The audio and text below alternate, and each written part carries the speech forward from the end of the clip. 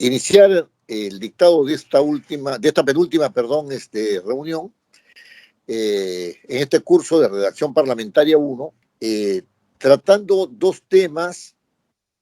Bueno, vamos a iniciar tratando el tema de las actas, que me parece un tema fundamental, es decir, cómo redactar las actas, ¿no? Y un segundo tema que también es un tema de sumo interés para todos, que es el tema de los pedidos, ¿no? Lo primero que tengo que decir respecto del tema de las actas es que las actas son un documento que da fe de lo realizado en la sesión. Esto quiere decir que en las actas debe reflejarse todo lo sucedido en las sesiones. En este caso se trata de sesiones de comisión. No vamos a tocar las actas de las sesiones plenarias, ¿no? Aunque digamos que mantienen la misma lógica, ¿no? Pero nos interesa mucho la capacitación en el armado de las sesiones de comisión. Ahora bien, las actas, siendo que dan fe de lo que ha sucedido en las sesiones, siempre van acompañadas desde hace un buen tiempo, con sus transcripciones y además ahora con el audio o con la grabación de la sesión, o sea, con el video. ¿Qué significa esto? Se está buscando darle a las actas mayor seguridad jurídica, ¿no? Es decir, en el procedimiento parlamentario, la realización de un acta no solamente está en lo escrito, sino que además esa acta admite prueba en contrario. Si alguien, por ejemplo, dice que en el acta se está reflejando una asistencia que revela que no hay quórum, tiene que demostrar de que no hay quórum. Si alguien dice que un acuerdo no se adoptó, sino que se ha incorporado en el acta de manera subrepticia o que ha sido incorporado en el acta por un error, ¿no es cierto? Por ejemplo, repitiendo un acuerdo de una sesión anterior, y todas estas objeciones, porque el acta admite prueba en contrario, tienen que haber sido fundamentadas, y el fundamento está justamente o en la versión taquigráfica, ¿no? o en la versión grabada, ¿no? Me refiero al audio, o en la versión del video, ¿no es cierto? Muy bien. Esta idea de que el acta admite prueba en contrario quiere decir en consecuencia que no es un documento definitivo, ¿no? Más aún, las observaciones al acta, ¿no? Las observaciones al acta generalmente son consideradas observaciones que no, que no establecen una objeción respecto de la materia del acta, sino de alguno de los elementos que están en ella y que no necesariamente producirían, ¿no?, objeción al acta misma. En ese temperamento es que las observaciones al acta siempre son adicionadas y con ello se aprueba el acta. La pregunta es, ¿qué sucedería si es que alguna de esas observaciones no fueran solamente observaciones, sino que fueran objeciones a lo establecido en el acta? Objeciones, ¿no? O sea, no se trata de precisiones, sino que el tipo de observación que se realiza pone en tela de juicio, ¿no es cierto?, si el acta está transmitiendo o no una información veraz respecto a lo sucedido en la comisión. Otro asunto que también, antes de entrar al formato, a establecer y a explicar el formato que debe tener un acta, ¿no? Otro asunto que también es importante es que el acta puede estar sujeta a dispensa en su trámite de aprobación. ¿Qué cosa quiero decir con esto? Hay una práctica parlamentaria desde el siglo XIX por la cual se establece que se puede dispensar del trámite de aprobación del acta para ejecutar los acuerdos. Entonces, Este asunto se viene efectivamente llevando a cabo, ¿no? Este comportamiento del Pleno o de la Comisión se viene llevando a cabo para ejecutar los acuerdos con esa finalidad. Sin embargo, hay que decir que siendo este un comportamiento no contradicho por la práctica parlamentaria, no contradicho por el Pleno del Congreso, es un asunto que tendríamos que ponerlo en reflexión y lo vamos a hacer en el momento indicado a la explicación del formato. Y un tercer asunto que quiero dejar en la consideración de ustedes es que el acta de la sesión, el acta de una sesión de comisión, es solamente un acta de sesión de una comisión. ¿Qué cosa quiero decir con esto? Que el comportamiento que haya en una comisión no puede constituir precedente parlamentario para el comportamiento de otras comisiones, porque los precedentes parlamentarios requieren de un acuerdo del Pleno del Congreso. Muy bien, establecidas estas reflexiones iniciales sobre el acta, uno puede deducir con rapidez la importancia de este documento parlamentario en relación con el principio de seguridad jurídica. El acta da fe de un procedimiento, da fe de un debate, da fe de unos acuerdos. Cuanto más fiel es, la seguridad jurídica viene garantizada. Cuanto menos fiel es, la seguridad jurídica viene entorpecida. Otro aspecto que ya para entrar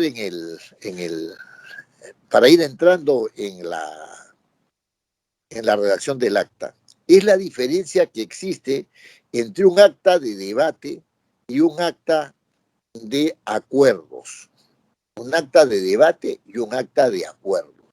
En el acta de debate se establece la participación de quienes están en el debate, señalando cuáles son las ideas centrales sobre las cuales han desarrollado su argumentación respecto de la materia que se ha puesto sobre la mesa.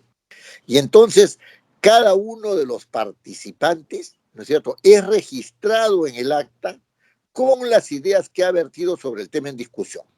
No es así el acta de acuerdos. El acta de acuerdos de lo que da razón es de quiénes participan y a qué conclusión se llega. Nada más. No establece qué argumentos ha dado cada uno.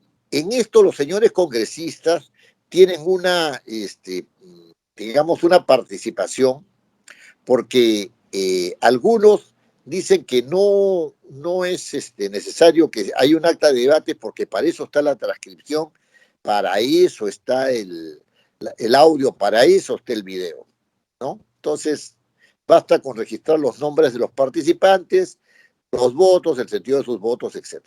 Y hay otros que sostienen que el acta no solamente da fe de quienes participan, sino el sentido en el cual participan. Y que no hay que esperar que las personas se decidan por consultar o no consultar aquellos otros documentos que les sirven digamos, que les servirían de sustento. Este es un asunto muy importante, ¿no?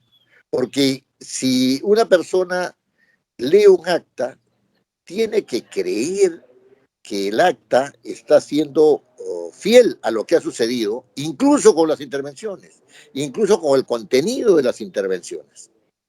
Yo recuerdo el caso en el cual estuve involucrado en la Comisión de Educación, de la cual era presidenta la señora Mercedes Cabanillas. Uno de los asesores me contactó para decirme que ella quería que yo fuera el redactor de las actas de la Comisión de Educación. Y yo dije, bueno, vamos a conversar, porque era solamente un traslado de oficina, pero ahí había que ver, pues, qué es lo que iba a hacer, ¿no es cierto? Y entonces me dijo, sí, yo quiero que esté porque el secretario técnico no sabe hacer actas. Y como el secretario técnico no sabe hacer actas, las actas están siendo constantemente objetadas por la doctora Marta Hildebrand, que en ese momento también era miembro de la comisión. Yo dije, bueno, yo tengo un cierto conocimiento de cómo hacer las actas y bueno, acepté y fui. En el momento en que yo presenté el acta, presenté un acta de acuerdos, es decir, referí los nombres de los participantes en el debate y el sentido de la votación. Y punto. Y una congresista de Perú Posible, estoy hablando de la época donde estaba el señor Toledo de presidente de la República, una de las congresistas de Perú Posible, después de leer el acta en la comisión, dijo que efectivamente esa era una manera de hacer las actas y que no le parecía mal, pero que ella prefería que se hicieran, que se registraran el sentido de la participación de los argumentos que se daban en la propia acta. Este respecto no hubo ninguna objeción y no podía verla la señora presidenta, la señora Cabanillas, dijo que de ahí así se iba a hacer de ahora en adelante. Yo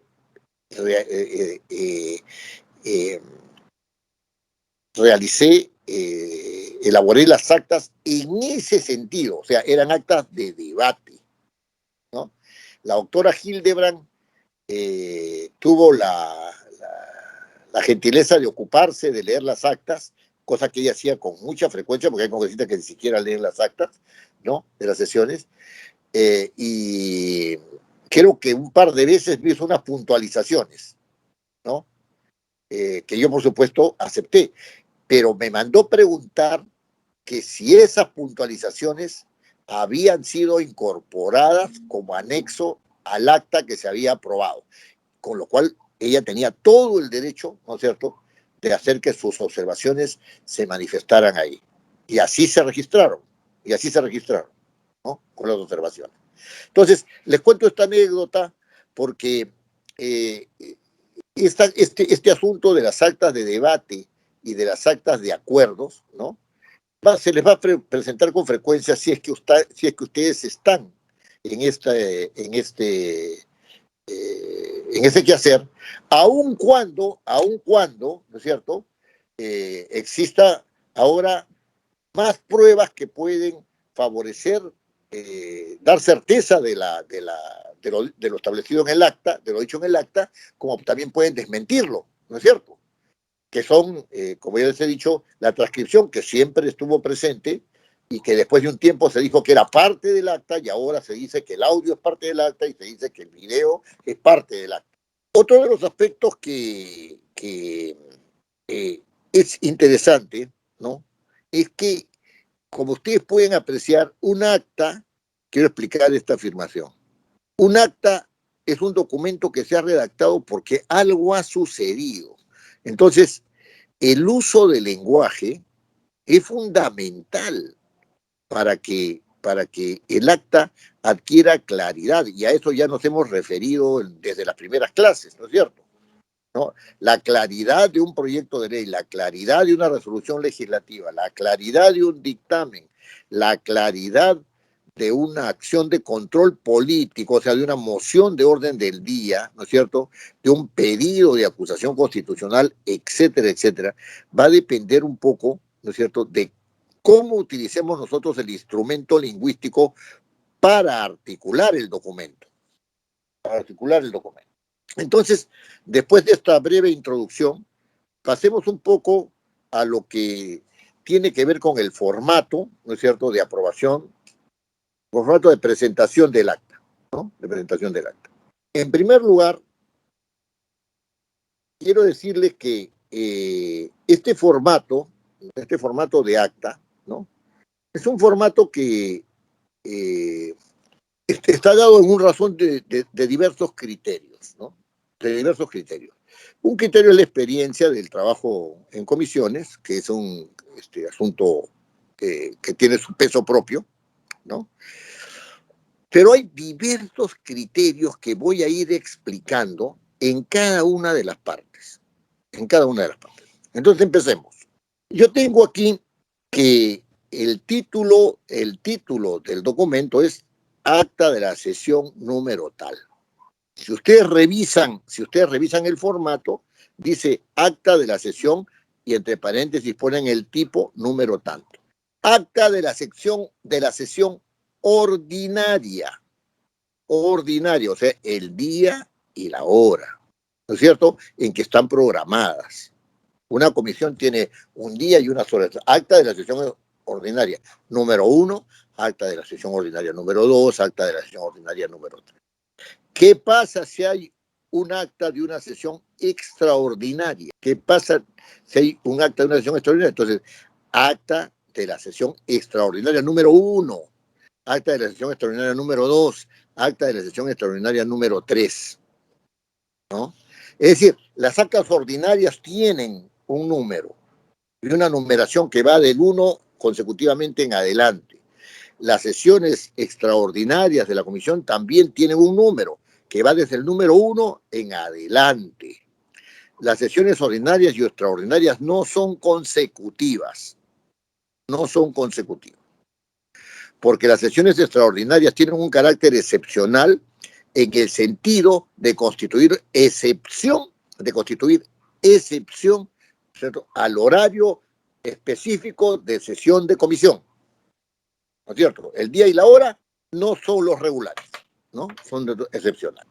Ahora, puede darse una sesión conjunta, ¿no es cierto? Generalmente las sesiones conjuntas son extraordinarias, generalmente.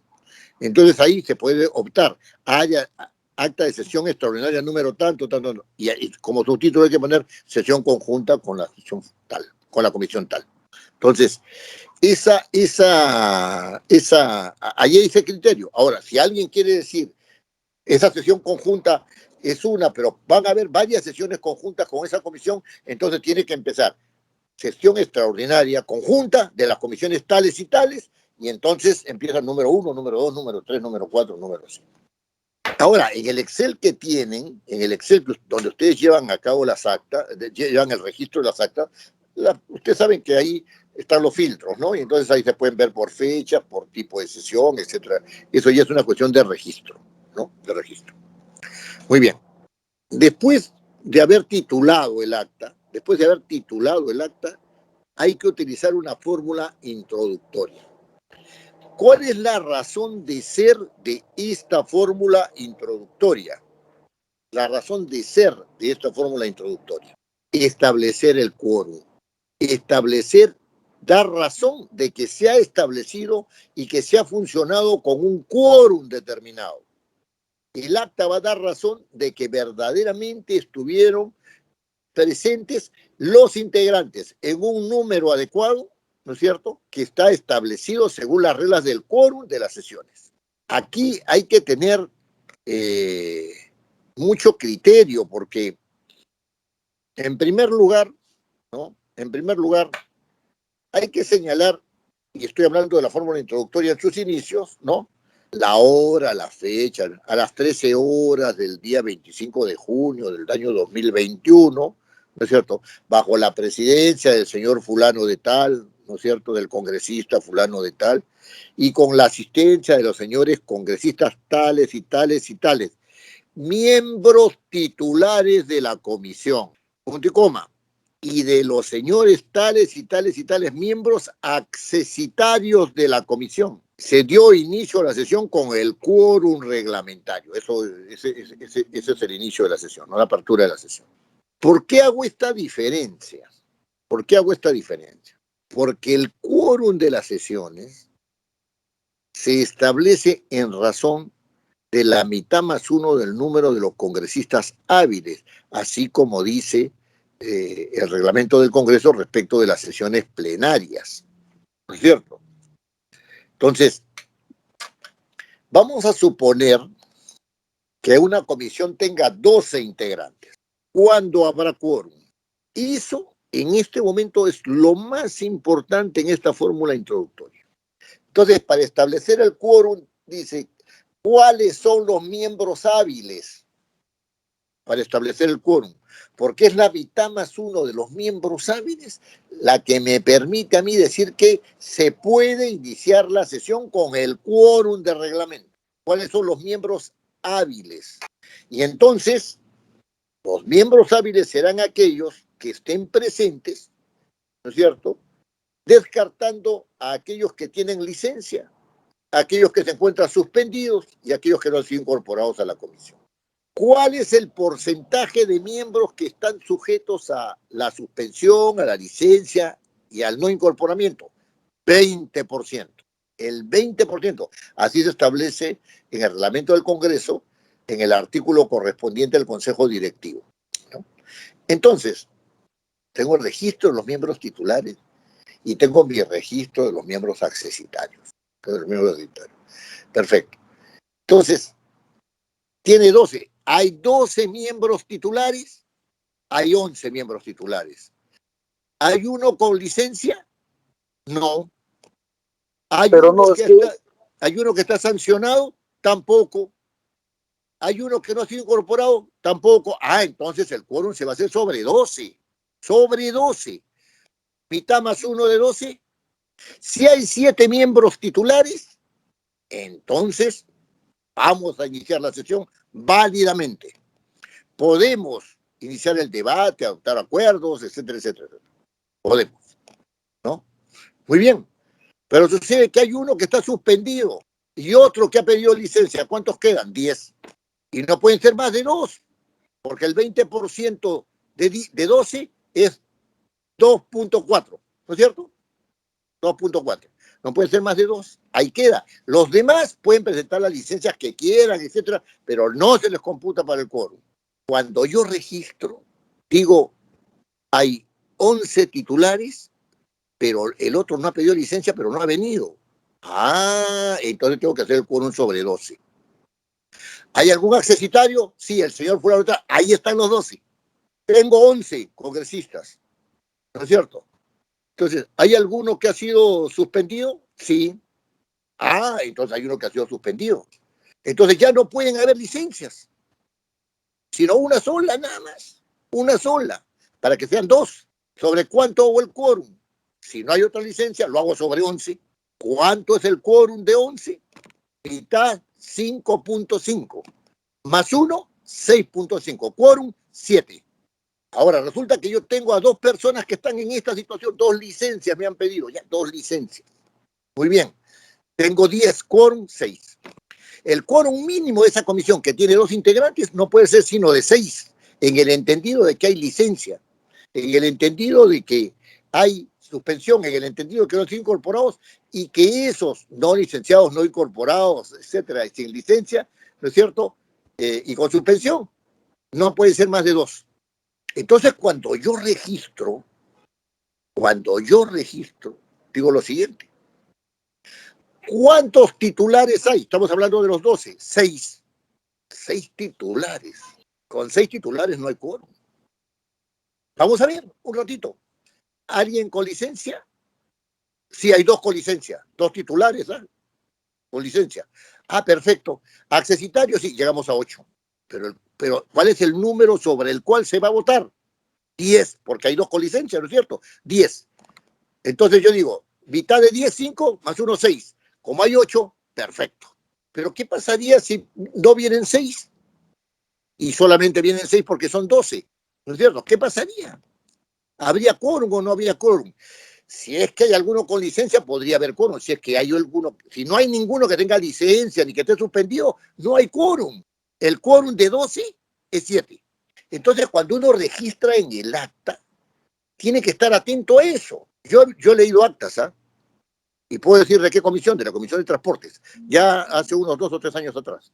No recuerdo exactamente si 3, 4, donde evidentemente no había quórum.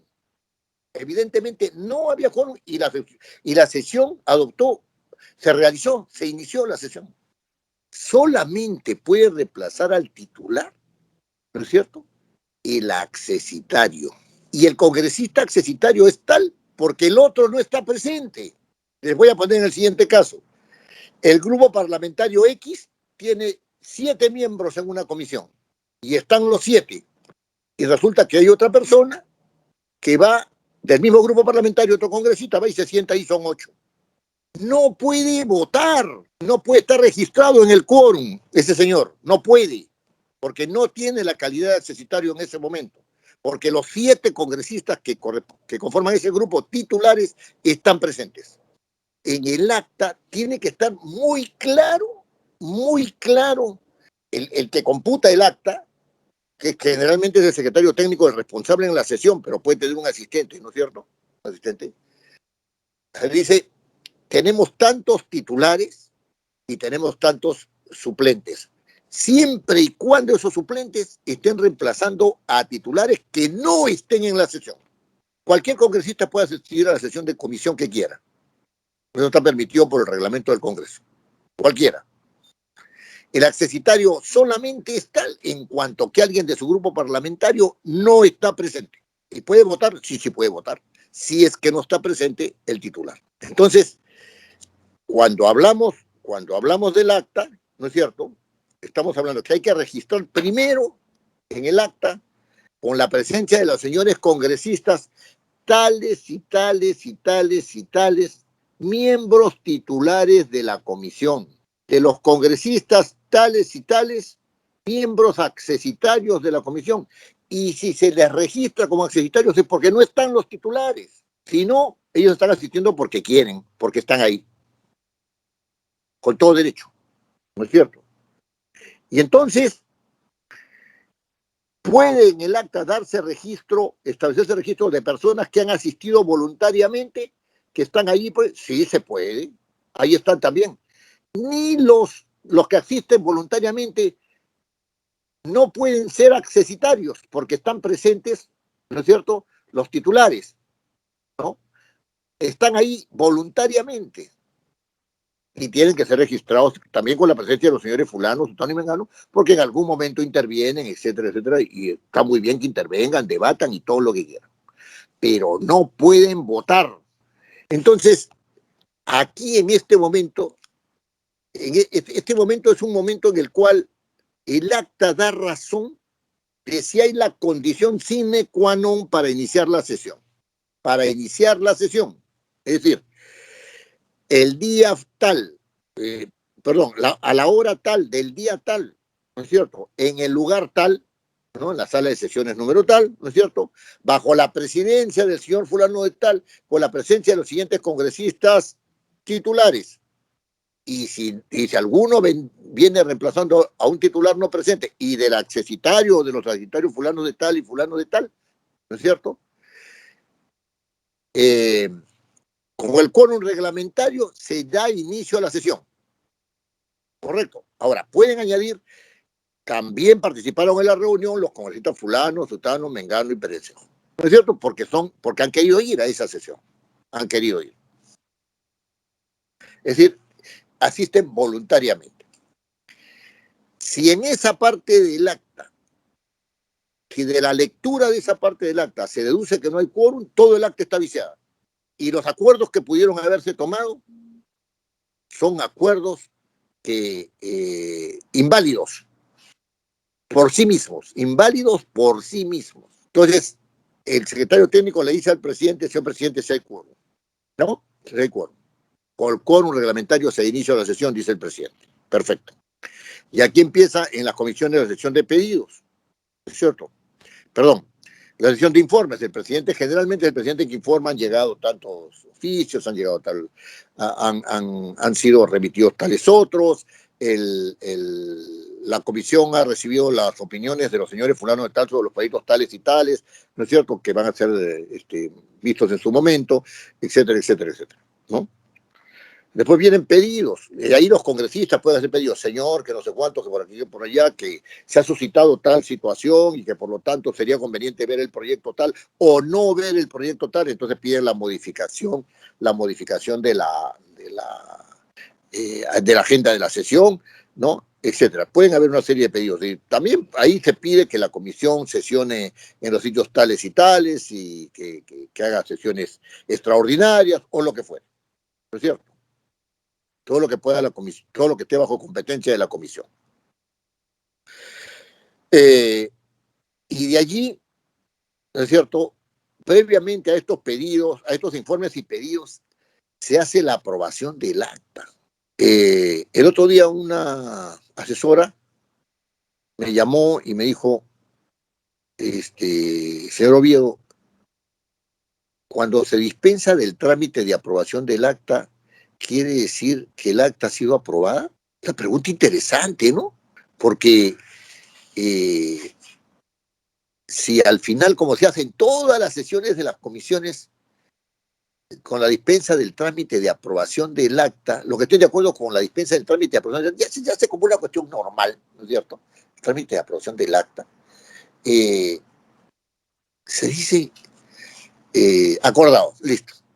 Y entonces es para ejecutar los acuerdos, así se dice. ¿Eso quiere decir que el acta ya está aprobada? Las actas de las sesiones, hay un mandato en el reglamento, ¿no es cierto? En el artículo 54, que dice que las actas de las sesiones se aprueban en la siguiente sesión. Pero de aquí resulta también una reflexión que yo pongo en la consideración de ustedes, de si la dispensa del trámite de aprobación de acta es un acto regular o es un acto excepcional. Porque lo que dice el reglamento es que se aprueba el acta en la siguiente sesión. No dice de que en el reglamento no hay un trámite, no hay una disposición expresa que diga que también se pueden dispensar el trámite de aprobación del acta. No dice eso. Allí hay una cuestión que reflexionar. El Parlamento dice, tenemos que actuar rápido y entonces podemos exceptuar, ¿no es cierto?, los asuntos tratados, ¿no?, en la presente sesión, ¿no?, del trámite de aprobación del acta. Muy bien. Primera pregunta. ¿Todos los asuntos tratados van a ejecutarse inmediatamente o solamente los urgentes? ¿No? Entonces, pero no todos pueden ser urgentes, pues. No todos tienen por qué ser urgentes. Ya. La otra pregunta es, ¿cómo se establece la urgencia? El Poder Ejecutivo puede, ¿no es cierto?, decir que se tramiten con carácter de urgente. Ah, perfecto. Es un caso. Y en el caso de que no sea una iniciativa del Poder Ejecutivo, la idea es que haya acta y después se tramiten los acuerdos. Fíjense usted que este asunto establecido en el acta es muy interesante, porque si yo digo se dispensa del trámite de aprobación del acta los acuerdos de la sesión anterior y recién se va a aprobar el acta, y resulta que el acta es objetada y hay una objeción de fondo diciendo que no han habido los votos, señor. No han habido los votos y ya se ha tramitado. Ya tramitaron el acuerdo, ya rapidito, ya entre gallos y medianoche lo pasaron y resulta que no habían habido los votos. Eso sucedió en el Pleno del Congreso. Hace un buen tiempo, ¿no? Se aprobó una norma que requería 61 votos con 46 y estaban los 46 votos establecidos allí en el tablero. Y en el acta le pusieron 61. En ese tiempo eran 120, ¿no? Le pusieron 61 votos. La pregunta es, ¿era objetable o no? Claro que era objetable. Claro que era objetable. No hubo objeción en ese momento, ¿no? Pero si la hay, ¿qué es eso de la dispensa del trámite de aprobación del acta? No, la dispensa del trámite de aprobación del acta no da el acta por aprobada. Tiene que ser aprobada. Bueno, y sobre esto también hay una reflexión muy interesante. Si se hace un acta de acuerdos, es tan difícil hacer un acta de acuerdos que no sea posible aprobarla en la misma sesión. Es facilísimo. Es facilísimo. Yo he sido redactor del acta de las sesiones plenarias y redactor del acta de las sesiones en comisiones, ¿no? Entonces, pero ahora con un formato es facilísimo, está en la computadora, ¿no? Sesión número tanto, sesión ordinaria número tanto, ya está listo. En la fecha, se colocan la fecha, pues mientras se va iniciando la sesión ya está la fecha colocada. O sea, con la asistencia de los señores fulanos, ¿quiénes están? Fulano, sultano, mengano, o sea, y después se da inicio a la sesión con el quórum reglamentario, listo. A ver, pedidos que el señor fulano de tal, el señor fulano de tal, el señor fulano de tal, el señor fulano de tal, fulano. O sea, una persona que está atenta puede registrar todo eso. Total, va a venir un debate y ahí, mientras se da el debate, ahí se van ajustando algunas pequeñas cosas. Después, acta de acuerdo, se puso a debate el siguiente proyecto, el dictamen sobre el proyecto de ley número tanto, que no sé cuánto, que por aquí, con la participación de los señores fulano, sutano, y los va apuntando mientras va participando, ¿no es cierto? Se pasó a la votación, tantos votos a favor, tantos en contra. Entonces, lo único que tiene que hacer el presidente es, se va a leer el acta, entonces que esperen 5 minutos para el afinamiento, se lee el acta, se vota y listo. O sea, en este momento es relativamente sencillo hacer un acta de acuerdos. ¿Por qué tiene que dispensarse del trámite de aprobación del acta? Entonces, Allí hay temas que reflexionar, ¿no? Hay temas que reflexionar. Bueno, después de la aprobación del acta, como ya les dije, vienen los informes, los pedidos, y aquí se pasa al orden del día, ¿no? Es el orden del día de la sesión, ¿no? El orden del día de la sesión. En el orden del día de la sesión se sigue el mismo orden establecido en la agenda, ¿no es cierto? En la agenda. Si alguien quiere variar el orden de la agenda, puede pedir que se varíe el orden de la agenda. Hay una cuestión previa, ¿no es cierto? Plantea la cuestión previa y dice que se varíe el orden de la agenda, que se le dé prioridad al tratamiento de este dictamen que está en cuarto, quinto lugar o en tercero, ¿no? Al voto, porque las cuestiones previas se votan, ¿no? Al voto, y entonces eso pasa a primer lugar y así se... Pero y entonces ahí va viendo la participación en el debate. Fíjense, en el debate lo que interesa para el acta es quiénes participan. Si los integrantes de la comisión dicen que queremos un acta de debate, ¿no? Entonces eso pues no puede aprobarse inmediatamente, ¿no? O sea, tiene que revisarse bien como para no quedar en errores. Se puede en la próxima sesión, ¿no es cierto? Se tendría que aprobar el acta en la próxima sesión. Estamos hablando de un acta de acuerdos para tramitar rápido los asuntos, ¿no? Entonces, en ese debate, ¿no? Se registra a quiénes están debatiendo. ¿Quiénes están debatiendo?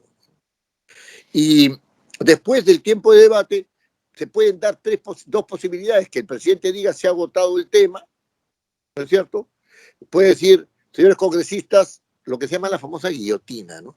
Señores congresistas, fíjense, se han apuntado 3, 4, 5 más pero estamos en lo mismo, así que vamos a pasar al voto. Eso se llama la guillotina, ¿no? La guillotina. O sea, corte el debate, ¿no? Corte el debate. O si no, si el presidente ha puesto un tiempo, ¿no es cierto? Y se ha extendido demasiado, entonces ahora dicen, bueno, ya el tiempo, tenemos un acuerdo sobre el tiempo, ya listo, ¿no? Se agotó el tiempo, vamos al voto, ¿no? Ahí está la posibilidad. Eso tiene que quedar registrado. Habiendo dado por concluido el debate del señor presidente, ¿no es cierto?, se pasó al voto. Y ahí se registra el sentido del voto de los congresistas. A favor, fulano, setano, mengano y perencejo. O en contra, abstenciones tales y tales. En esta parte puede haber un solo tema. O sea, un solo tema en debate, ¿no es cierto? Y ese tema puede ser un asunto legislativo o puede ser un asunto meramente político. La presencia del exministro de Defensa, ¿no es cierto?, ¿no?, daba razón de una agenda de carácter político. La comisión no podía adoptar ningún acuerdo. No es competente para adoptar algún acuerdo. Lo puede llamar, el otro tiene que ir. Sí, pero ¿cuál es el acuerdo que puede adoptar a ese respecto? El acuerdo lo tiene que adoptar el Pleno. Se trata de un ministro de Estado, ¿cierto? Pero ahí la agenda fue copada. Y se da razón solo a eso, en presencia del señor, presente el señor ministro, el señor ministro, participaron los señores congresistas tales y tales y tales y tales y tales. Un acta de acuerdo, ¿no? Y ahí no hay acuerdo, terminado el asunto, se retiró el señor ministro y punto. Como por ejemplo puede suspenderse el debate, se suspendió el debate, el presidente dijo que se debatirá en la próxima sesión. Listo. ¿Hay acuerdos? Entonces, ahí sí, hubo votación. Es porque hubo votación. Un acta propiamente de acuerdo. Ahora bien, hay un cierre de sesión en el acta. Hay un cierre de sesión, ¿no es cierto? Y en este cierre de sesión, generalmente, ¿no?, se dice que se dispensó del trámite de la aprobación del acta los acuerdos adoptados, ¿no es cierto?, para su ejecución. Esto, fíjense, este asunto es un asunto muy interesante porque da motivo a esta reflexión. ¿Cuándo se ha ejecutado un acuerdo de una comisión? Y es importante responder esta pregunta porque si se ha dispensado para ejecutar los acuerdos, esa dispensa no ha cumplido con su finalidad. Y si no ha cumplido con su finalidad, entonces no se ha cumplido con la dispensa. Y si no se ha cumplido con la dispensa, ese acuerdo no puede ser tramitado mientras no se apruebe el acta. La pregunta es, ¿se dispensa del trámite de aprobación del acta para ejecutar el acuerdo? Se ejecuta el acuerdo, cuando el acuerdo se da por ejecutado. Y entonces resulta que al día siguiente, ¿no es cierto?, en un caso, día siguiente se tramita el dictamen y se lo envía a la Oficialía Mayor, y en la Oficialía Mayor lo envían, lo ponen en la orden del día para que el Consejo Directivo, ¿no es cierto?, determine si entra a sesión o no. ¿Fue ejecutado el acuerdo? ¿Fue ejecutado el acuerdo? Es una pregunta, porque es un trámite administrativo, ¿no? La comisión en ningún momento dice, dispensamos el trámite de aprobación del acta, ¿no es cierto?, para que lo envíen a la Oficialía Mayor. ¿Cómo es eso, pues? ¿Hay ejecución de acuerdos o no hay ejecución de acuerdos en el trámite de comisiones? ¿No? Entonces, allí hay un asunto que reflexionar. Hay un asunto que reflexionar. El otro asunto que hay que reflexionar en este final, ¿no es cierto?, es que los que han votado a favor tienen que firmar el acta. Así lo dice el reglamento. ¿Qué pasa si uno de los congresistas que votó a favor no firma el acta? Perdón, no firma el acta. O sea, mejor dicho, aquí quiero ser más preciso, ¿no? ¿Qué pasa si uno de los congresistas, ¿no es cierto?, no firma el dictamen aprobado por la comisión? ¿Puede ser tramitado o no puede ser tramitado? Y entonces esa dispensa del trámite de aprobación del acta, ¿en qué queda? ¿En qué queda? Ahí hay algo que no está resuelto. Y no está resuelto porque, fíjense bien, se ha votado con el quórum. Ya está. El quórum era 7, ¿correcto? Era 7. Pero votaron 8, 9 y 10, ¿ya?, a favor. Y no ha firmado 2. ¿Hay quórum o no hay quórum? Sí hay quórum. O sea, están firmando todos, ¿no es cierto?, los que establecen el quórum. Pero el reglamento no dice que firmen los que establecen el quórum, sino que todos los que han una posición tienen que firmar pueden ejecutar el acuerdo o no de la comisión. Ahí hay un tema que no está resuelto. Porque además, yo podría objetar y decir, señor, este señor no ha firmado, pero ahí en la transcripción dice que él votó en tal sentido y tenía que firmar. Y también en el audio dice que votó, porque ahí se escucha que votó en ese sentido. Y también el video se comprueba que votó en ese sentido. ¿Puede el presidente de la comisión decir que basta con el audio y con el video para que se dé por sancionado un acuerdo de la comisión, ¿no es cierto?, y que como tal se registre en acta? El pata no ha firmado. ¿Y si se desiste? ¿Puede desistirse fuera de la comisión o no puede desistirse fuera de la comisión? Como están las cosas, sí, ¿no?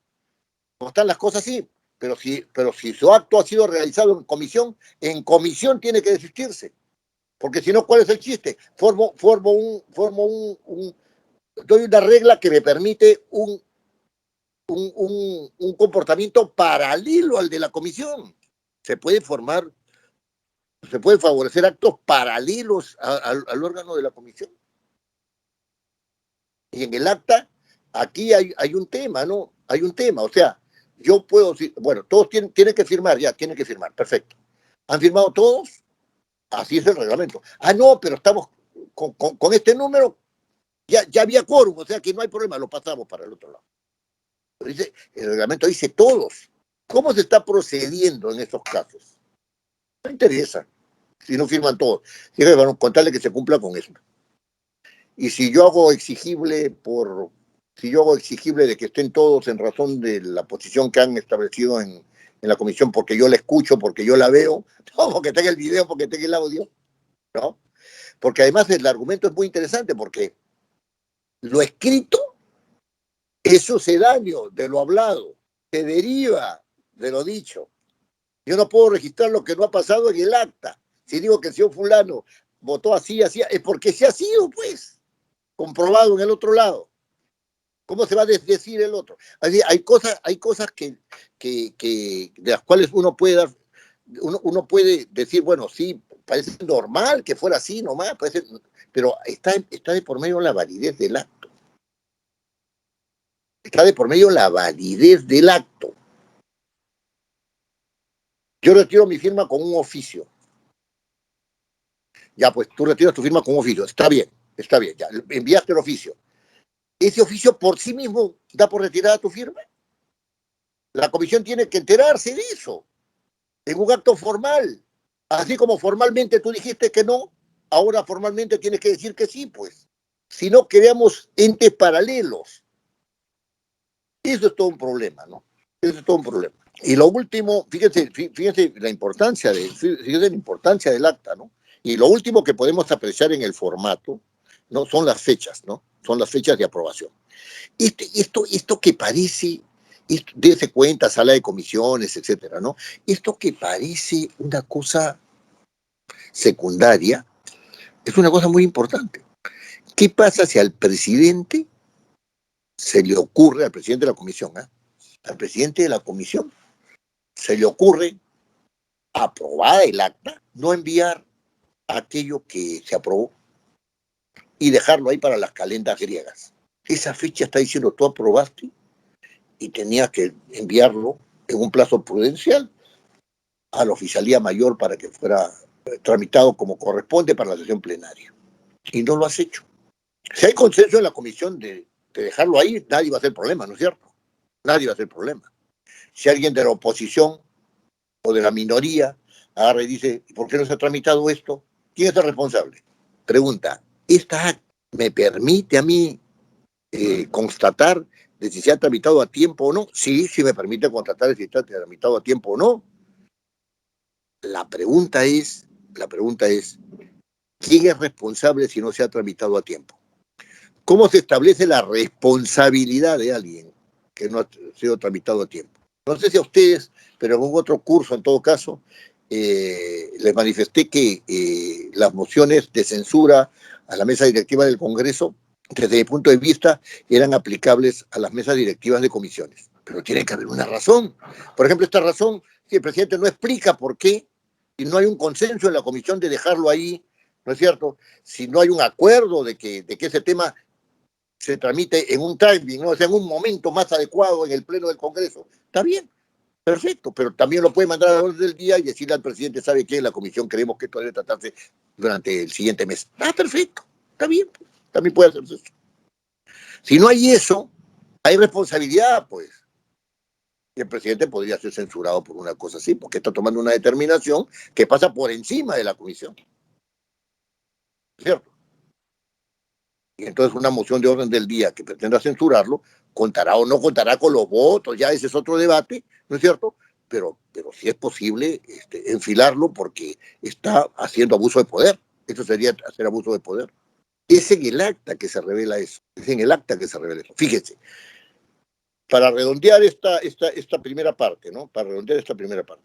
El acta de las sesiones da fe de que hubo quórum. Es decir, de que se cumplió el requisito fundamental para iniciar la sesión. El acta de la sesión, al dar quórum, sabe quiénes son los titulares y qué accesitarios podrían estar funcionando como accesitarios. Porque el accesitario no es tal porque está nombrado en la relación de los miembros de una comisión. No, no, no. El accesitario es tal porque el titular no está presente. Ese es el accesitario. Yo soy miembro accesitario de la comisión. No, tú no eres miembro accesitario de la comisión. Tú eres miembro, ¿no es cierto?, accesitario de la comisión cuando el titular no está. Ese es el punto clave. Y entonces ese quórum tiene que tener bien en claro quiénes son accesitarios de qué titulares para conformar el quórum. Y estamos hablando de un quórum de inicio de sesión. Eso por un lado. Si seguimos y entramos a la orden del día, ¿no es cierto? Entonces, en la orden del día va a haber debate, sí. Bueno, puede haber un acta de debate, puede haber un acta de acuerdo, puede haber un acta en la cual se dé noticia de que se realizó una actividad sin ningún acuerdo, también puede pasar eso, ¿no? Pero para votar también se requiere quórum. Hay quórum de inicio, ya, muy bien, hay quórum de inicio. En el momento en el que se va a votar, varios congresistas abandonan la sala. ¿Hay quórum o no hay quórum? Pregunta, ¿no es cierto? Hay sospecha de que no hay quórum, pues vamos a verificarlo.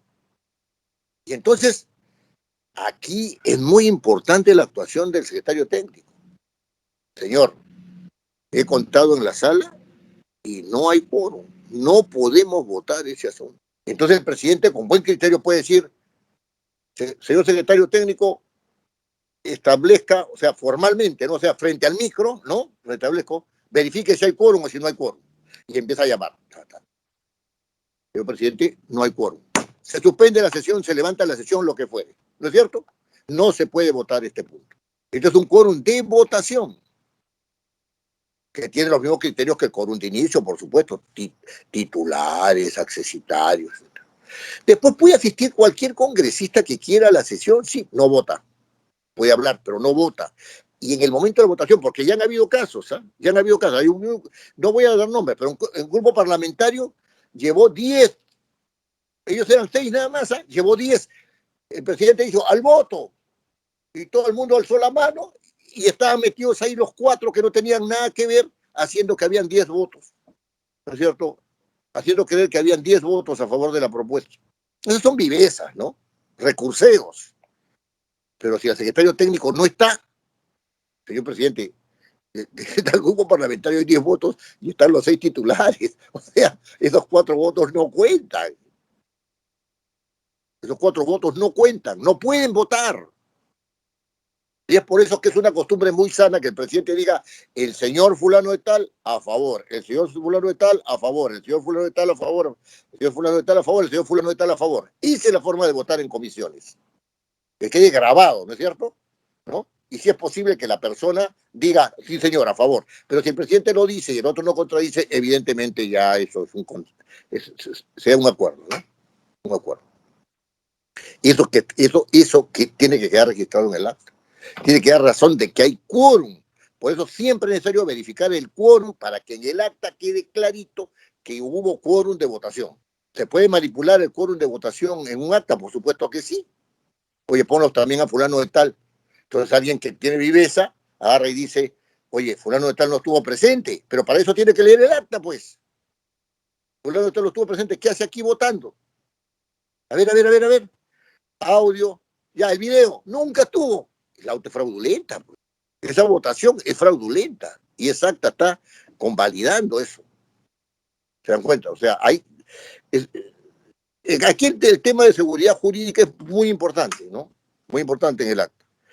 Y lo último es que la validez del acta, ¿no es cierto? La validez del acta no solamente depende del quórum, sino depende de que la firmen quienes han votado a favor de determinados tipos de iniciativas, ¿no es cierto? Es decir, aprobaron el dictamen, no aprobaron el dictamen, mandaron al archivo un proyecto, lo mandaron al archivo la iniciativa, perfecto, o sea, pero ¿quién firma? ¿Quién firma el dictamen? ¿No? O sea, el presidente, el secretario, ¿no? Dan razón del acta, ¿no? Pero en razón de que el dictamen ha sido firmado. ¿Cómo es que van a dar razón de aprobación si es que no han firmado todos los que dice el reglamento que deben firmar? Entonces hay algo que no está bien ahí. Los que trabajan en comisiones y asisten a comisiones, no necesariamente porque trabajen en comisiones, sino que asisten a las sesiones de comisiones, tienen que estar muy atentos a estas cosas, ¿no? Eh, por ejemplo, sería sumamente interesante que en alguna comisión, ¿no? Alguien propusiera, señor, ¿vamos a hacer actas de acuerdos o vamos a hacer actas de debate? Se explica, pues, ¿no? Se explica, vamos a hacer de acuerdo, actas de debate. Ah, entonces nos conviene hacer actas de acuerdo. Entonces queremos aprobar el acta en la misma sesión. Señor, ¿se va a exonerar del trámite de aprobación del acta siempre o va a tener un carácter excepcional para algunos casos? Porque la intención es que se apruebe el acta como un documento que da fe de la sesión. No siempre vamos a hacer, ¿cómo se llama? Dispensa de aprobación del acta. Muy bien, señor. Hago notar que si el acta es objetada de fondo, algunos acuerdos que se dice que ya habían sido tramitados, ¿cierto? No tendrían sustento. Y en consecuencia, porque el acta está en objeción. Y en consecuencia, le hago notar de que la responsabilidad es suya, ¿no? Así que piense bien si es que si conviene eso, ¿no? ¿Qué es lo que más conviene? Ya me estoy preparando para el próximo congreso. Es una broma, es una broma. Pero esas son las cosas que se tienen que ir manejando en razón de que hay que evitar la arbitrariedad. ¿No es cierto? El acta lo que pretende en el fondo es evitar la arbitrariedad. Eso es impedir la arbitrariedad. Impedir la arbitrariedad. Por eso que no solamente el acta requiere de que se cumpla con el quórum y con las firmas del dictamen para asentar el acta. Yo sé que hay problemas prácticos, ¿ah? En ese sentido. Yo estoy apuntando solamente digamos, a la seguridad, ¿no es cierto?, de que el acta está reflejando realmente validez, ¿no? Pero no es un documento cualquiera y no se le puede tomar como una cosa que, bueno, lo dispensamos, nada más, después aprobamos el acta y ya. Si me disculpan, ahora nos tomamos 5 minutos de intermedio, continuamos con los informes, y si hay alguna pregunta, por supuesto, yo estoy a disposición, ¿no? De hacer la pregunta sobre este tema en este momento. O prefieren tomarse su cafecito para inspirarse. Muy bien, entonces nos vemos dentro de unos 5 minutos. A ver, son las... Sí, está bien, pero quería formular una pregunta, doctor. Don Orlando, pues con el mayor gusto, pues tratándose de usted sobre todo. Muchas gracias, doctor. Interesante cómo ha descrito las actas que, por cierto, han tenido algunas mejorías gracias a las propuestas que usted ha presentado. Pero acá voy a recurrir a los años de servicio que lo catalogan en la validez de los conocimientos y la experiencia. Pero hasta los años 1000 o 2010 todavía existían los partidos o los grupos que eran mayoría y no se presentaban estas situaciones. Posteriormente ya, y se está poniendo más en evidencia, de que la mayoría de las representaciones parlamentarias están tan divididas que ya no se sabe quién es mayoría o quién es minoría a la hora de hacer estas sumatorias, estas divisiones y estas restas. ¿Cuál sería su opinión? Porque al fin y al cabo, más están las cuestiones emocionales, políticas, ideológicas, que la del cumplimiento de la función legislativa. ¿Estamos en esa posición de autodestruir el poder legislativo o todavía se puede corregir esa posición que usted ha mencionado? Claro, esa pregunta viene de la reflexión sobre las actas, ¿no? Es inevitable tener que comentar a ese respecto. Miren, lo que desde mi experiencia, lo que hace que el Parlamento sea una institución y la institución más cara al sistema democrático y republicano, es que tiene reglas que están por encima de las actitudes partidarias, ¿no? Estas reglas están plasmadas en parte, digamos, ¿no?, en la realización de las actas. Pero don Orlando tiene razón cuando dice de que hay como un incremento de las decisiones políticas, ¿no? Don Orlando, alguien está hablando, quisiera por favor que apagara su micro, ¿no? Disculpe usted, don Orlando. El tema que viene a reflexión inmediatamente es: visión partidaria ha ido en desmedro de la institucionalidad democrática. Como no hay formación de cuadros en los partidos, ya no hay, ¿no? y creen que se trata de acceder al poder, y cuando entienden el poder ejecutivo, no el poder legislativo siempre está en segundo orden, ¿no? Cuando llegan al poder legislativo, creen que la institución partidaria debe predominar, ¿no es cierto?, en sus intereses respecto de otras instituciones partidarias, y no se dan cuenta de que están en un lugar de concertación. La única forma de concertar es respetar la institucionalidad, porque esas son las reglas comunes, no son las reglas para cada uno, son las reglas comunes, son las reglas comunes. Entonces, ese es un problema serio, y ese problema serio ha tenido diversas manifestaciones, no hace falta que yo puntualice, ¿no?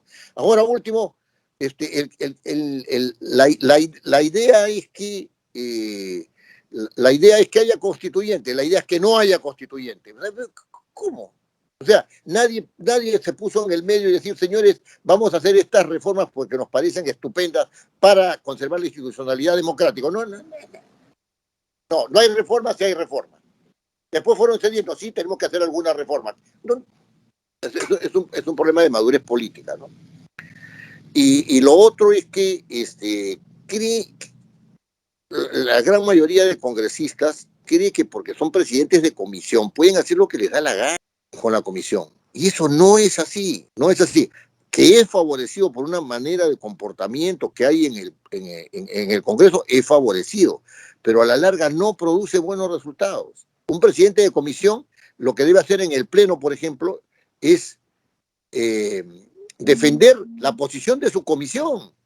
¿Y saben en qué se convierte? En un pata que dirime si es que esto es posible, si es que esto no es posible, si esto es conveniente, si esto no es conveniente. Él solo, ¿no es cierto? Y por su sola decisión, el Pleno tiene que votar lo que él decide.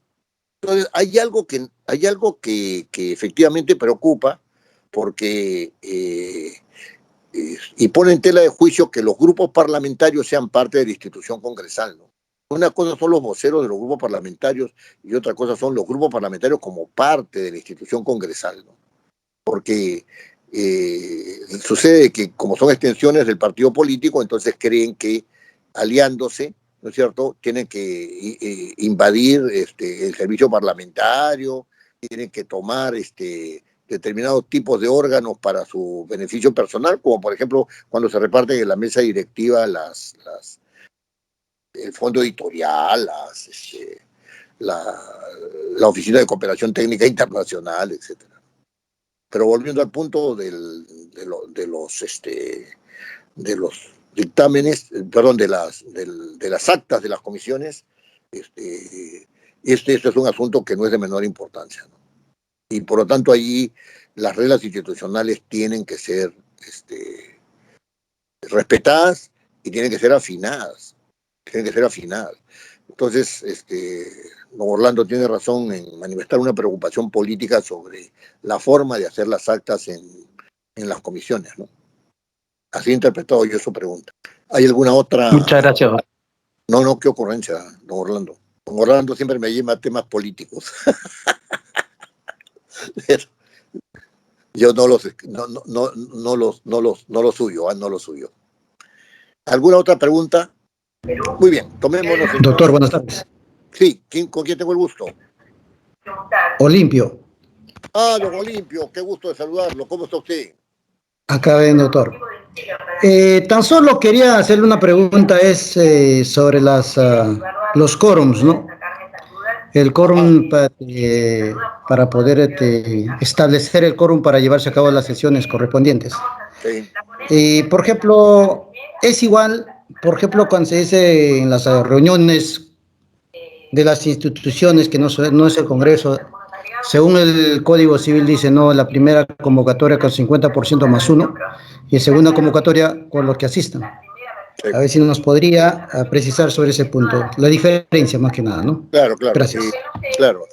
Es una pregunta muy interesante porque el quórum en las sociedades privadas, las sociedades anónimas, por ejemplo, ¿no?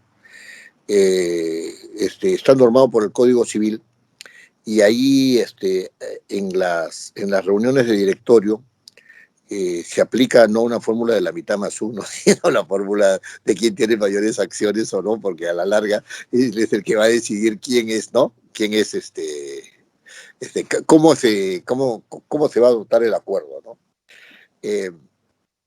¿no? No es así en el Parlamento. En el Parlamento el quórum, si bien está como en la sociedad civil también está regulado,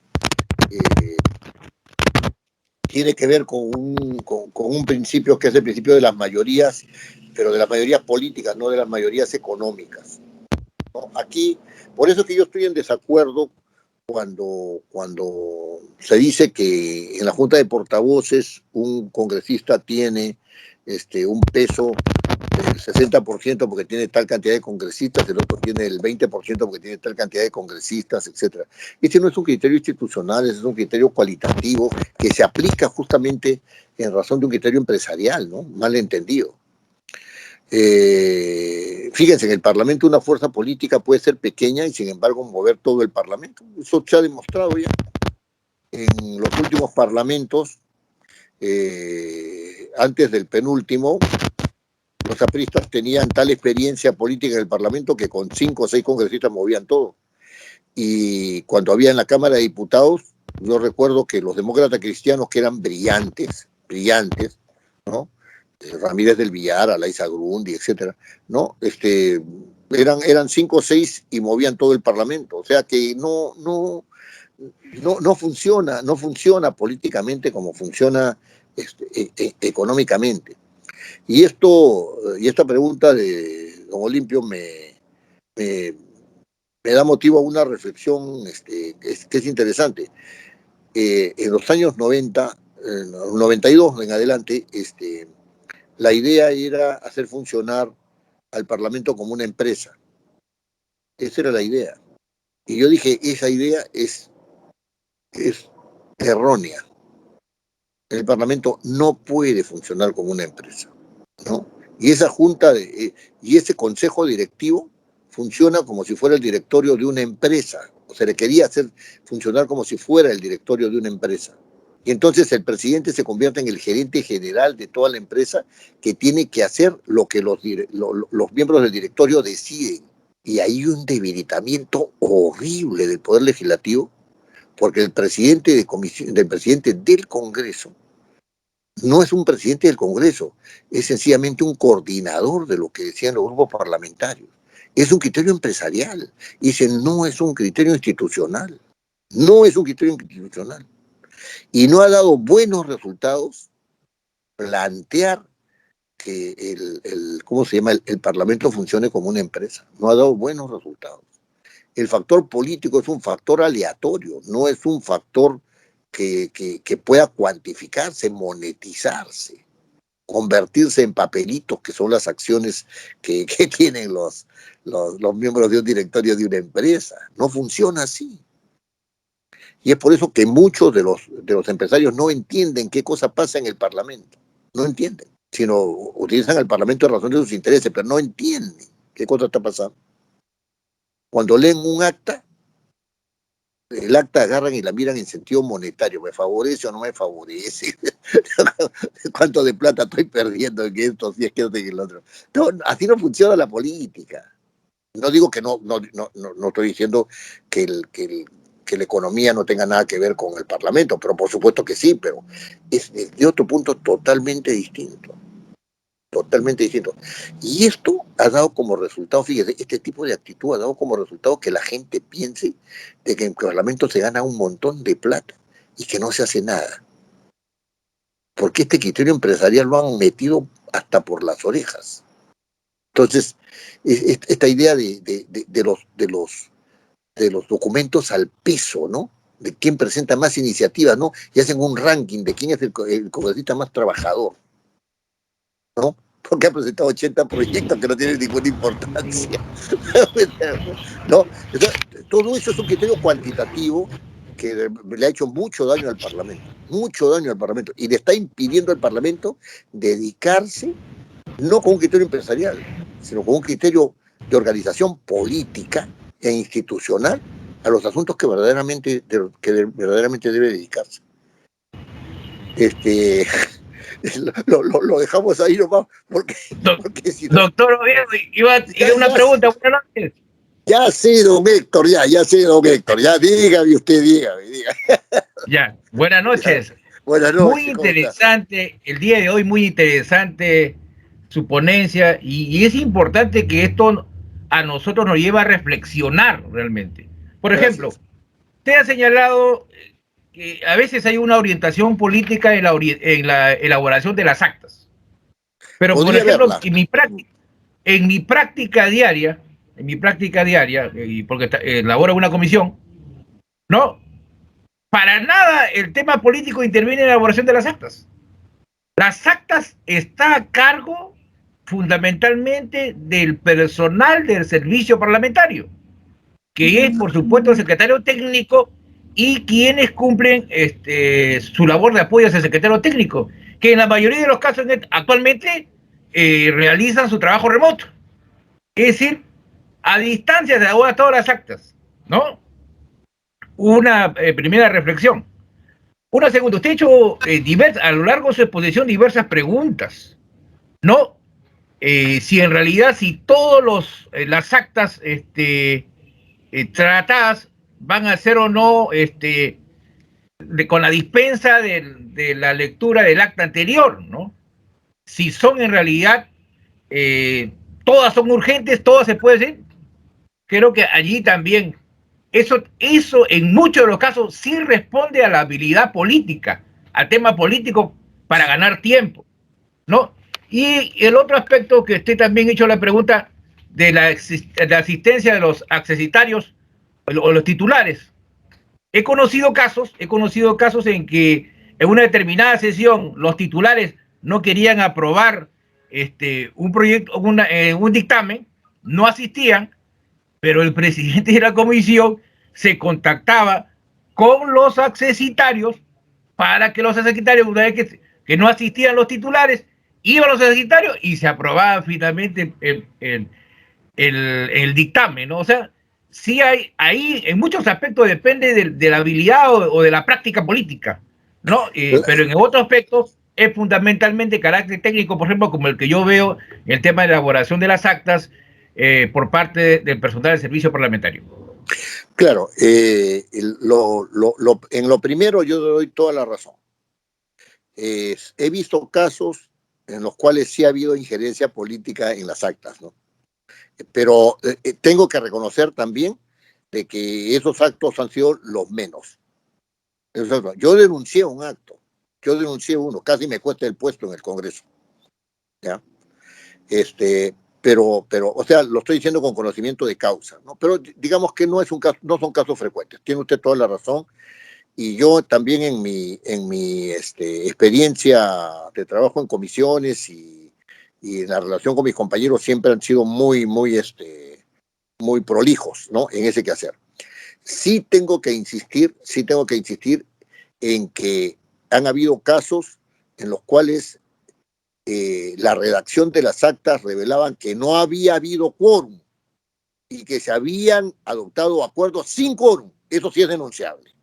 Eso es denunciable. O sea, y en eso sí, y ahí tengo algunas evidencias que no las tengo a la mano, ¿no? Pero sí han habido esos casos. Ahora, respecto a lo segundo que usted señaló, de una injerencia política efectivamente en la realización específicamente no recuerdo, ¿cómo fue lo segundo? Si me lo permite. Respecto al quórum, que los presidentes de las comisiones claro, llamaban a los secretarios cuando sabía que no iban a ir los titulares. Claro, y eso se ha hecho, sí, y no se ha hecho con poca frecuencia, pero eso está hablando usted de la debilidad de los grupos parlamentarios, de la propia institucionalidad de los grupos parlamentarios. Eso es cierto lo que usted dice, es verdad. O sea, un accesitario solamente puede votar cuando no está el titular. Los accesitarios son del mismo grupo político. Así es. justamente son accesitarios porque son del mismo grupo político. Y en eso le doy también la razón en el sentido de que hay un manejo hábil, evidentemente hábil del presidente de la comisión, porque se requiere habilidad para hacer eso. Es un manejo hábil de un presidente de la comisión, pero que está desdiciendo pues de la calidad, ¿no es cierto?, y de la consistencia con la cual los grupos parlamentarios están abordando la labor legislativa como grupos parlamentarios.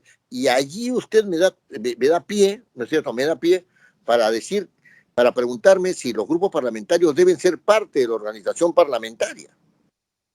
Porque ellos son una extensión del brazo político, del brazo del partido, pero cuando ingresan al Parlamento, ¿no es cierto?, hay un límite muy claro marcado en la Constitución que dice que ya no son representantes de quienes los han elegido, ni de los partidos, ni de nadie, sino que son representantes nacionales, que no están sujetos a mandato imperativo. Que no están sujetos a mandato imperativo. O sea, ciertamente hay una tensión a ese respecto, ¿no es cierto? Ciertamente hay una tensión, pero volviendo al punto, se da cuenta usted de que el acta está registrando a accesitarios sin que el grupo parlamentario lo sepa, ¿no?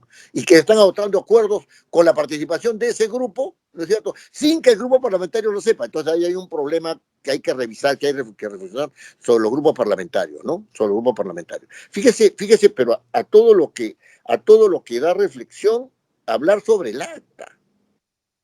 Por ejemplo, yo soy partidario de quitar a los accesitarios. Los accesitarios nunca han existido en el Parlamento, nunca, sino ahora último, nada más. O sea, y dejar a las comisiones sin nómina, solamente con cantidad de miembros. Y que los grupos parlamentarios manden a la gente que sabe, pues, según la agenda que establece la comisión. A ver, ¿a quiénes manda, pues? ¿A quiénes manda? ¿No es cierto? A ver, ¿a quiénes manda? ¿No? O sea, el grupo parlamentario tiene que fortalecerse de alguna manera, ¿no? Si es que quiere participar en la... Y lo tercero, ¿cuál era, don Héctor? Bueno, ya tantos temas que abordé, creo que ahí lo dejaba, pero una reflexión respecto al tema del nombramiento de los accesitarios, sí, doctor. Sí, el tema de los accesitarios, generalmente y probablemente se haya hecho con la posibilidad de que sea más funcional las comisiones, porque a veces no asistían, entonces y no funcionaba la comisión y se frustraban las sesiones. Entonces yo creo que con la presencia de los accesitarios se presionan a los titulares para que asistan, porque si no asisten vienen los accesitarios, entonces ellos son determinantes para aprobar un determinado dictamen. Claro, pero allí lo que se está suscitando es no solamente una manifestación de la debilidad de los grupos parlamentarios, una incoherencia de los grupos parlamentarios, sino que se está tratando de dar solución a un problema que no está situada en el centro de la reflexión. El punto clave ahí es, ¿deben los grupos parlamentarios ser parte de la organización parlamentaria o no? Y la segunda pregunta es, ¿cómo es que los grupos parlamentarios participan dentro del quehacer parlamentario? ¿Correcto? Entonces, no hay ese núcleo, ese punto central no está siendo atacado por el reglamento del Congreso, ni en general por la reflexión congresal, ¿no es cierto? Y el otro punto es que esa misma solución está dando lugar a organizaciones paralelas. Eso es lo que a mí más me preocupa en el Parlamento. Si usted observa, hay varias organizaciones paralelas en el Parlamento que funcionan como organizaciones paralelas. Una organización paralela es, ¿sabe qué? Este grupo está dividido, ¿no es cierto? Entonces me llamo a estos, en contra de estos, dentro del mismo grupo, los pongo y entonces me aprueban la ley. Y los otros que vendrían, ¿no es cierto? Quienes fueran titulares o accesitarios, están en contra. O sea, estas son organizaciones paralelas. ¿Cómo puede funcionar así el Congreso? ¿No? Entonces, allí hay varias cosas que reflexionar, ¿no? Pero en cuanto al acta se refiere a qué es lo que nos preocupa esta noche, tiene que estar bien claro que los titulares y los accesitarios son titulares y son accesitarios. No sé si me explico. O sea, acá están los titulares. Falta un titular, viene un accesitario. Correcto. No es accesitario mientras no falte un titular. Eso por un lado. Y por otro lado, que el acta tiene que dar razón de eso. De que hay quórum porque están el número suficiente de personas que pueden conformar el quórum. Porque también es un derecho de los congresistas salirse para que no haya quórum. Es un derecho, está dentro del juego político. Nadie tiene por qué escandalizarse de eso, ¿no es cierto? Pero si se dice que hay quórum, tiene que estar garantizado. No puede ser posible de que voten más, ¿no es cierto?, de los que son, de los que tienen derecho a votar, que son los titulares, ¿no es cierto? Votan más. No puede ser, pues. Eso es toda una organización paralela también. Oye, vamos 18, de los 18 votamos 8, pero solamente tenemos 4 votos. ¿Tienen 4 votos más a favor? ¿Qué es eso? O sea, los mismos congresistas provocan, o sea, y el mismo manejo, ¿no es cierto? El mismo no tener claro cómo deben funcionar los grupos parlamentarios, hacen que. El otro día me pregunta un señor, un asesor, me dice, profesor, la distribución de los tiempos dentro del grupo parlamentario puede tener alguna norma que sea propia del Parlamento. Yo dije no, porque la distribución al interior del grupo parlamentario es una decisión política al interior del grupo parlamentario. Si el grupo parlamentario decide que participe por 2 minutos, el otro por 5 y lo comunica, es un asunto que ellos tienen que regular. No es un asunto en el cual el Parlamento deba meterse, ¿no es cierto? Entonces, como no hay una visión clara de esto, ¿no? Las personas están en y me parece interesantísimo desde ese punto, están en una reflexión constante sobre este tema. Entonces, muchas gracias por sus preguntas. Muchas gracias por sus preguntas. ¿Sabe qué? Ya no voy a hacer corte, ya, voy a seguir nomás de frente, ya, porque ya si no me alcanza el tiempo. ¿Ah? Bueno, deme 5 minutos porque está haciendo un poquito de frío por acá, o sea que voy a ponerme una chompita. ¿Ya? Ok. Gracias. Y un cafecito. Gracias. Gracias, muchas gracias. Continuaremos, pues. Y hablemos un poco.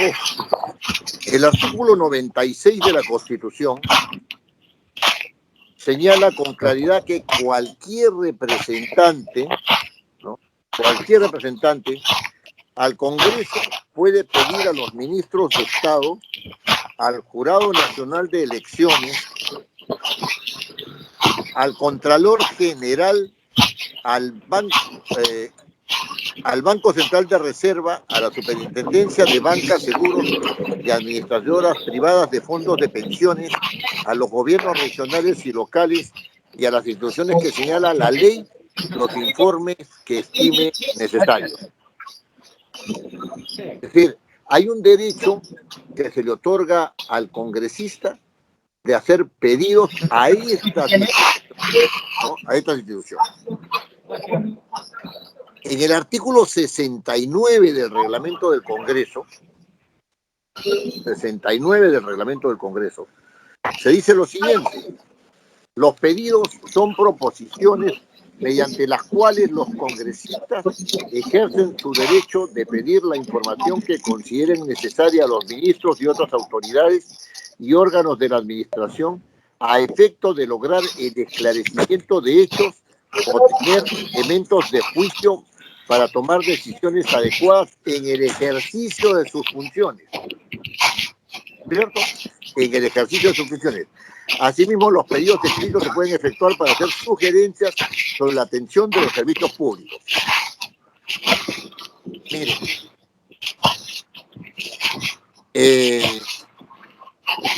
¿qué cosa significa, ¿no? Que pueden hacer pedidos, ¿no es cierto?, para lograr el esclarecimiento de hechos y obtener elementos de juicio para tomar decisiones adecuadas en el ejercicio de sus funciones. Las funciones que puede realizar un congresista, ¿no?, en razón de que son representantes, son las funciones de legislación, de control político, presupuestarias, etcétera. Y también dice el reglamento que son funciones de control. Aquí hay que hacer un primer acercamiento a este asunto de los pedidos. Si bien el Parlamento puede realizar la función legislativa y puede realizar todas las otras funciones que ya conocemos, la pregunta que debemos plantearnos es ¿por qué tiene que pedir información para realizar sus funciones? Y a ustedes esta pregunta les puede parecer ociosa e incluso innecesaria, pero les hago notar lo siguiente. Si para un determinado proyecto de ley que implica, por ejemplo, asuntos relacionados con materia tributaria o con represión de delitos de corrupción, ¿no es cierto? ¿No? El Parlamento tiene que pedir información, ya sea al Ministerio de Economía y Finanzas, ya sea al Ministerio de Justicia.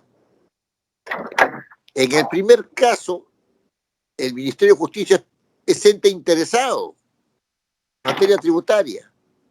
En el segundo caso, el Ministerio de Justicia es un ente interesado, porque a él le corresponde, ¿no es cierto?, sugerirle al presidente de la República cuáles van a ser las normas que pueden dar pie a acciones de control de la corrupción. El Parlamento se encuentra limitado porque no tiene un sistema de información propio, ni autoabastecido. Entonces hace los pedidos con ánimo de cooperación, como debe ser entre poderes, pero sin tener en cuenta los intereses que están de juego en el otro lado. Si le pide al Ministerio de Economía y Finanzas al Ministro de Economía y Finanzas que obtenga información sobre la situación actuarial del Banco de la Nación. ¿Usted cree que le va a dar información? O sea, siendo sanamente desconfiado, que le va a dar toda la información, y si le da parte de la información, va a ser una información que pueda conducir a un acto de control serio de parte del Parlamento. Si el Parlamento le pide al Ministerio de Economía, al Ministerio de Energía y Minas, ¿no es cierto?, sobre las dificultades que tiene con el Ministerio de Agricultura respecto de los denuncios mineros, evidentemente también tendría que pedirle al Ministerio de Agricultura que le envíe información desde su punto de vista sobre los conflictos que tiene con los denuncios mineros, para poder sopesar.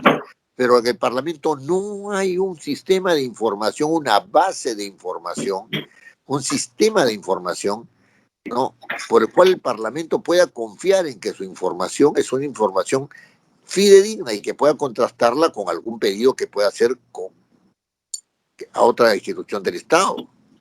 Ahí hay un problema serio. O sea, una función de control político, ¿no?,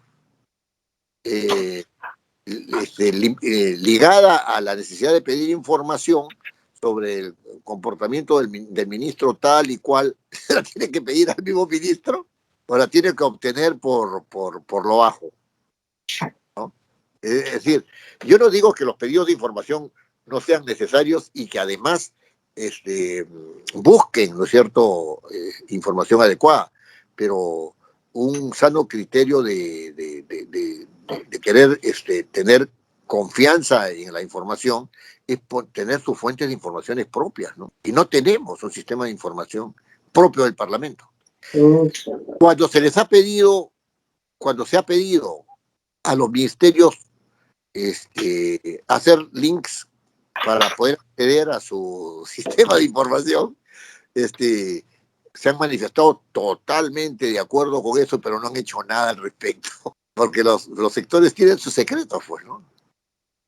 Y tienen sus secretos no solamente técnicos, sino sus secretos políticos.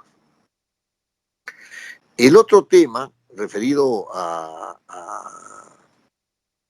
este asunto es que en estos pedidos se hacen con la finalidad de determinar responsabilidades de ley, ¿no? Responsabilidades de ley.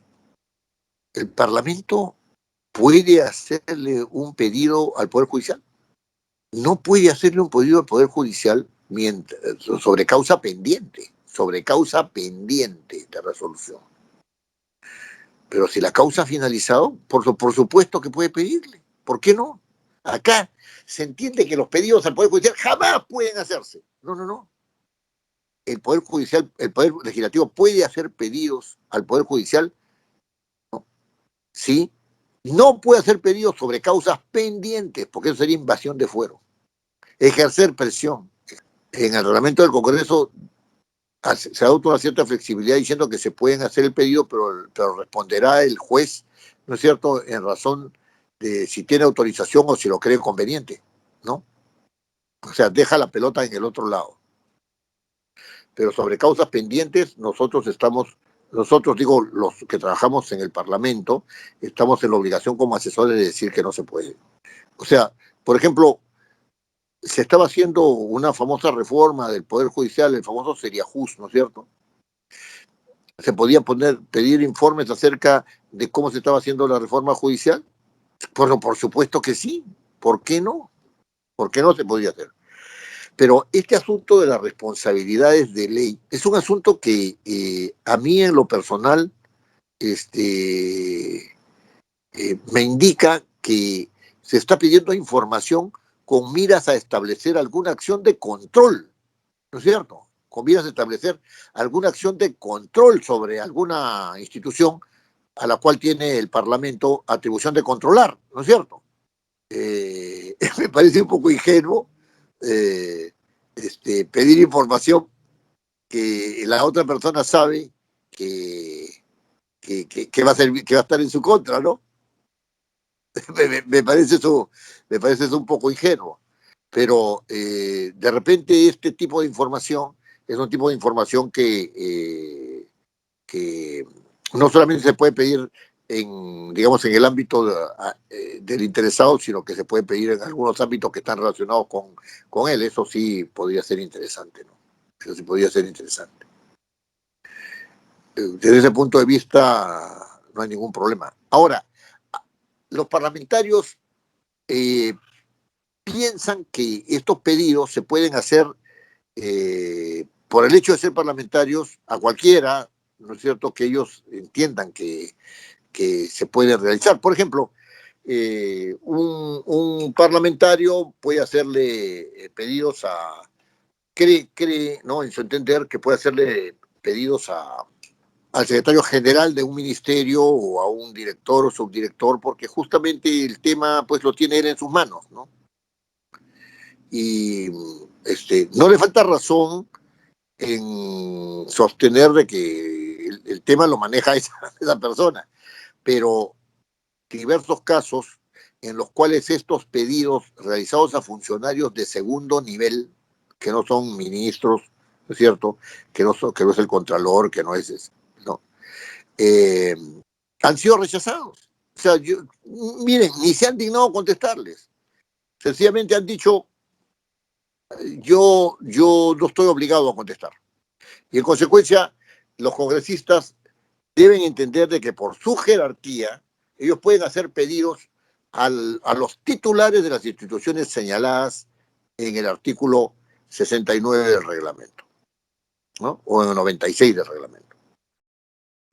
De la Constitución, perdón, el 96 de la Constitución. Entonces, los pedidos se mueven en un nivel jerárquico determinado. El congresista, para exigir obligatoriedad de respuesta, tiene que dirigirlo a quien corresponde, ¿no es cierto? Se mueve a nivel ministerial o a nivel de los titulares de los órganos constitucionales autónomos. Eso por un lado. Por otro lado, se puede decir también que estos pedidos dan lugar a las responsabilidades de ley. Yo conozco muy pocos casos, uno de ahora último, en los cuales se le ha exigido al ministro responder determinados pedidos, ¿no? Pero esta respuesta digamos, esta acción de control se ha hecho en comisiones, y las comisiones no tienen poder de exigencia al ministro. El ministro puede salir vapuleado de una comisión porque no responde a determinados pedidos que esa comisión entiende de que son importantes, no solamente para ella, sino en general para el Parlamento, ¿no? Entiende eso. El ministro puede recibir todas las críticas del caso en una comisión y la comisión no puede hacer absolutamente nada contra él. Sale y dice, pues ya cumplir con la comisión ya. Fíjense, es bien interesante. El señor ministro, el exministro de Defensa, va a la comisión y dice una pachotada constitucional recusando a un congresista de la presencia de la comisión. ¿Hasta cuándo se le puede acusar a un ministro constitucionalmente? Hasta 5 años después de que ha ejercido la función, ¿no es cierto? ¿Y por qué no se lo acusa? Y en base a esa acusación no se lo inhabilita, porque lo que ha hecho con el congresista es tratarlo como si, aparte de la ignorancia del ministro, es tratarlo como si no tuviera derecho a nada y que no estuviera protegido por el principio de que un congresista no puede ser juzgado ni intervenido por el ejercicio de sus funciones, ¿no es cierto? Cuando opina en razón del ejercicio de sus funciones. Al ministro se le pidió que fuera a la comisión y el ministro fue. Se puede negarse un par de veces, ¿no? Pero fue.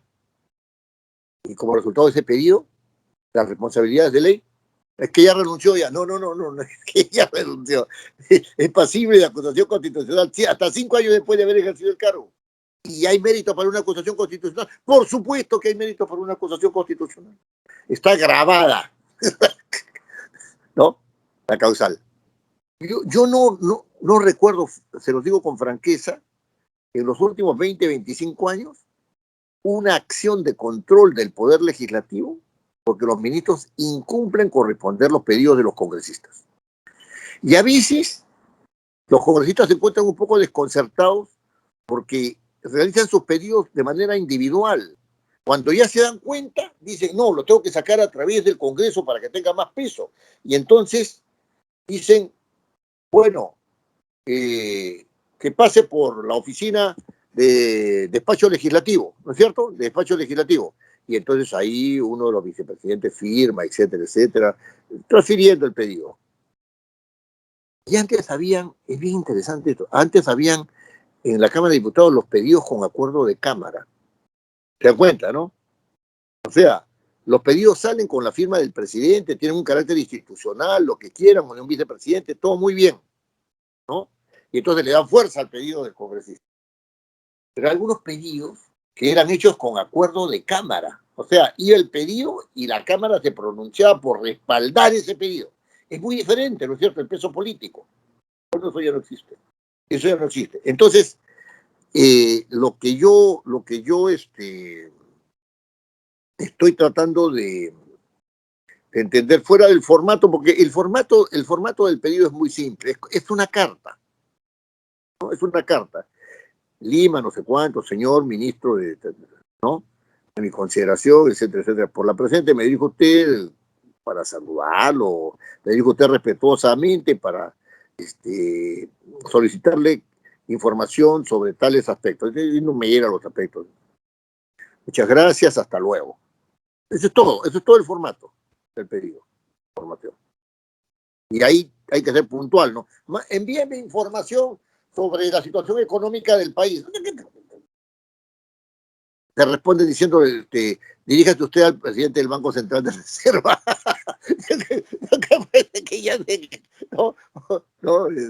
ministro de Economía tiene tono burlesco, ¿no? Yo creo que el señor ministro perdón, el señor presidente del Banco Central de Reserva podría ayudarlo mucho a usted en este asunto. No, tiene que ser una cosa puntual. Y entonces, pero independientemente de eso, si un congresista hace un pedido, no lo hace cualquier hijo de vecino. Y si es con un acuerdo de la Cámara, como era antes, ya no es ni siquiera el pedido de ese señor, sino es el pedido del Congreso, ¿no es cierto? Un pedido del Congreso. No puede ser posible que si un congresista hace un pedido al Poder Ejecutivo, el Poder Ejecutivo no responda y no pase nada.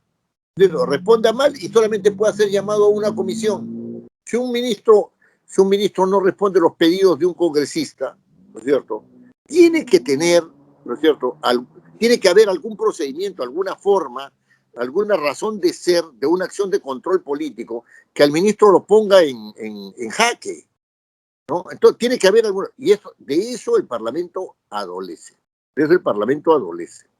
Si el ministro es invitado, ¿no es cierto?, ¿no?, o se dice al ministro, vas a ser interpelado, y nunca en las interpelaciones se dice, señor, usted no ha respondido a tales y tales y tales y tales y tales pedidos, teniendo una obligación constitucional.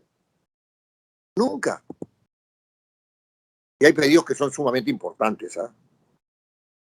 Ahora, según el reglamento, se pueden hacer pedidos para ver cómo van ciertos asuntos de interés público, ¿no?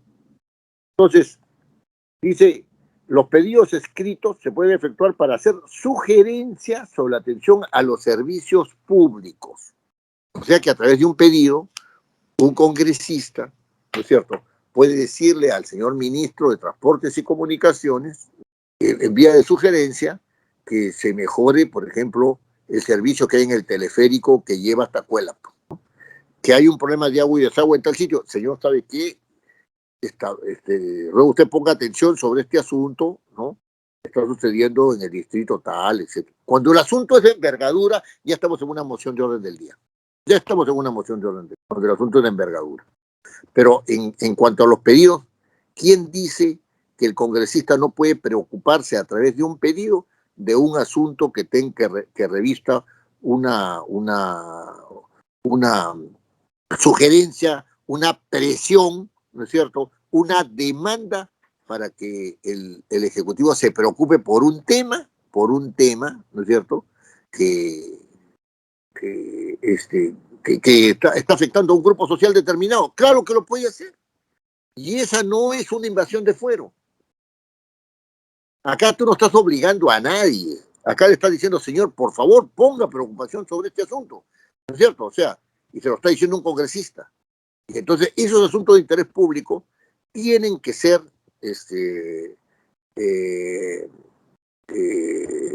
mejor dicho, pueden ser, ¿no es cierto?, objeto de preocupación del congresista, y el congresista puede hacer valer su nivel, no sé, su rango de congresista para decirle al Poder Ejecutivo, ¿sabe qué? Preocúpense de esto. Que no se está preocupando de este problema.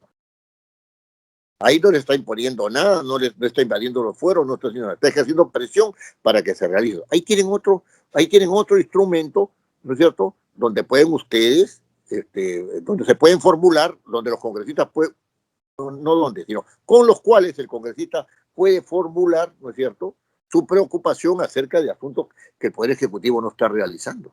Muy bien, se nos ha ido un poco el tiempo, pero ¿hay algunas preguntas que desean hacer en este respecto o respecto de otros puntos que hayamos tocado? Bien, si no hay preguntas en este respecto, nos veríamos el próximo miércoles, y el próximo miércoles voy a tocar algunos puntos finales y voy a hacer una síntesis de todo el curso, ¿no? Y señalaremos también algunos criterios para cuestiones de carácter, digamos, administrativo. Bien, les agradezco mucho que hayan participado en esta clase y nos vemos el próximo miércoles.